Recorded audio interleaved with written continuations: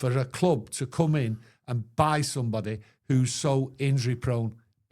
I just can't make the case. So that's why I'm sort of leaning forward to United. Martinez would go ballistic if they tried to put a massive fee on him for the transfer. I think the club and Martinez will sit down and trigger it, and he will just turn around and say, right, just put a nice little 10 million, 15, possibly 20 million on that transfer fee. That'll do me. I'll find my place. Fingers crossed it's nothing serious with Martinez, but you're just thinking the way he is as a player, his character, if it wasn't anything like serious, he probably wouldn't have come off.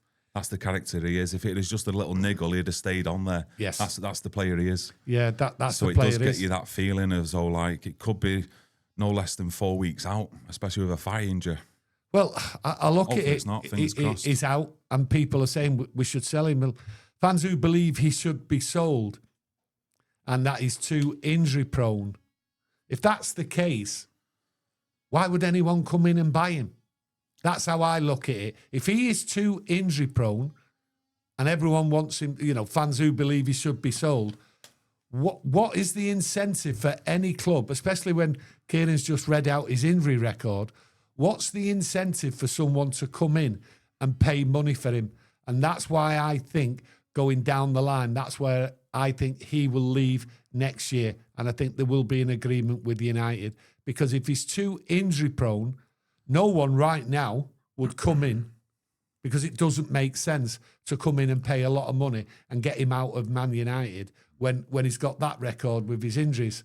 So it doesn't make sense. Now, if someone can make the case for someone coming in and paying big money for Martinez right now, then fair enough. But I can't make that case for a club to come in and buy somebody who's so injury prone. I just can't make the case. So that's why I'm sort of leaning forward to United having a little bit of a deal, and then come January they'll make an announcement, and then he'll leave next year because they don't want to keep injury-prone players.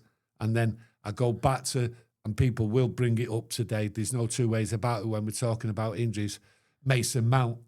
And I've given me explanations about Mason Mount. He's there to prove his fitness and try and get in this squad. But United will look, if something happens over the summer where people look at Mason Mount, for instance, and say, hey, he's proved his fitness, let's go and take a punt. And it is a punt. Whereas with Martinez, it's not a punt. It's a no-no. Well, Manchester United this summer, in our opinion, we need a centre-back. They wouldn't go near a player with that injury CV that Martinez has currently got over the last 3 to 4 years. I don't think any of us would do. We'd have big concerns.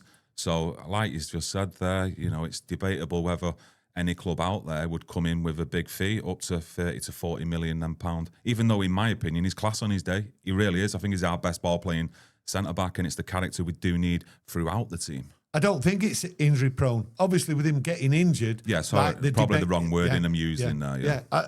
I mean, obviously, it's come up with him getting injured. There's more and more people who believe he should be sold.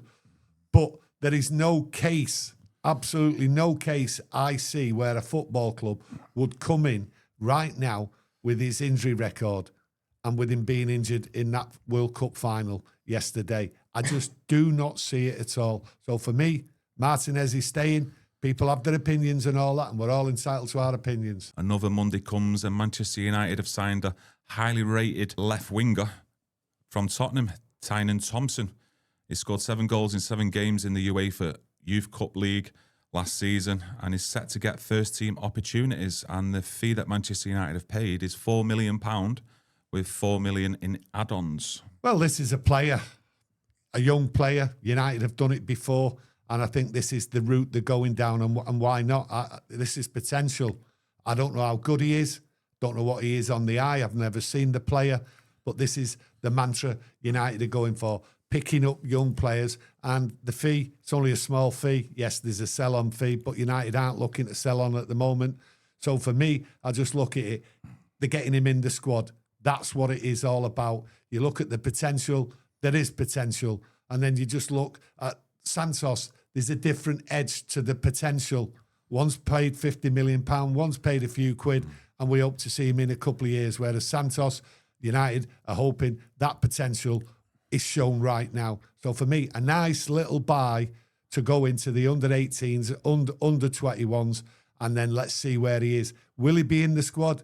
The report out there, one or two of them are sort of saying he'll go into the first team squad. Maybe over the pre-season, yeah, but then they might just push him back. So for me, winger, we all talk about wingers, Manchester United, we all love wingers, and we're just not seeing him at all at Manchester United. Yeah, I've got that same feeling as though when we signed Aiden Heaven, that he will get first team opportunities, he will be training with the first team, and I actually think it's a lot of money that for a player who's been more or less in the under 21 squads, under 23 squads at Tottenham, you know, £4 million, 4 million in add-ons as well. I think he's only ever made 2 appearances on the actual bench for Tottenham in the Champions League games. I don't think he's actually had any first team experience in the Premier League, so it's a big fee, I think that. So no, no, it is.